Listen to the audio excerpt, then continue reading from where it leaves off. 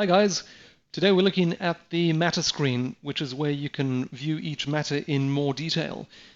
So in the previous video we talked about creating matters using the dashboard, and if I quickly switch back to the dashboard we can see the main matter view over here, wherein you might recall that we created 4 new matters having provisional patents, trademarks and designs. So to access the matter screen, simply click on the name of the matter and that will take you to the matter screen. In the matter screen, your various information is divided up into these data panels which appear as rectangles. Your workflows will have default matters, and in this example we have various data panels for tasks, roles, and if I move down, custom data fields, emails and file notes. So the first thing you may want to do is just reconfigure the layout of these data panels.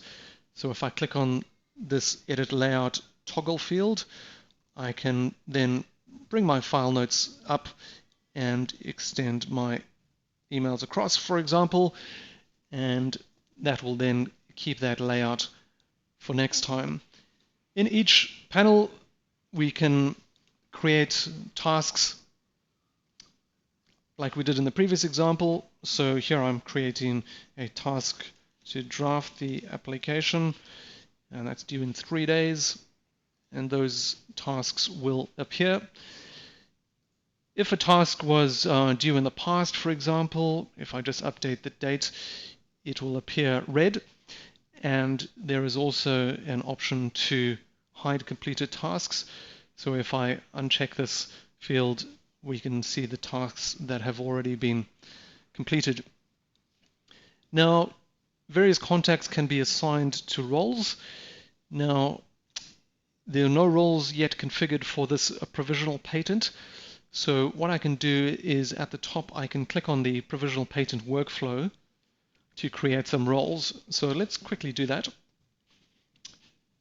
So in the workflow configuration page, if we go down to roles, let's create a new role. So for each provisional patent there'll be an attorney, which is me, and if I create another role, that'll be for the client. So those are the 2 main roles that we need. So let's go back to the Better Mousetrap provisional patent, and you can see that the roles have now appeared. And if I were to add a role for the attorney, I can add myself, which is just given the name demo user for this example. And then for the client, I can add any contacts. I can include any contact that has already been created. You remember in the previous example, we created Peter Smith, but we can dynamically create new contacts on the fly. So here I am going to put a new contact by the name of Peter James, and that will allow me the option to create the new contact, and I hit update. Once I've created the contact, I can again click through and edit his details, add in email addresses, etc. At the top we have the workflow progression stage. So this is where you can control the progression of your matter through various steps. Now initially each workflow will have a default start and end step, but let's quickly go through and configure those steps. So again, I click on the provisional patent and I click on my steps at the left. Now for the start step, I can change that name to waiting payment,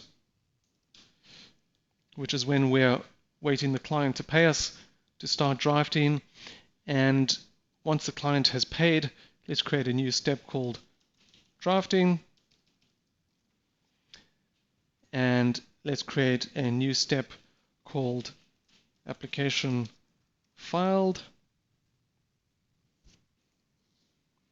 And the end step is when the application has expired. So application expired.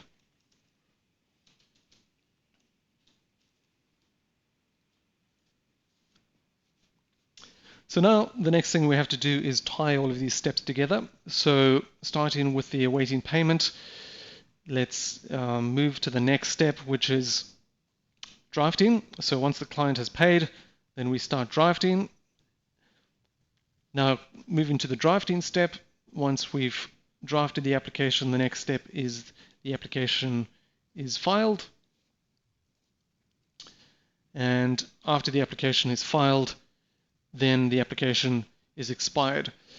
Now, when the application is expired, let's close the matter. So basically all matters are either open or they are closed. Open matters appear in your dashboard, and if they are closed, they do not.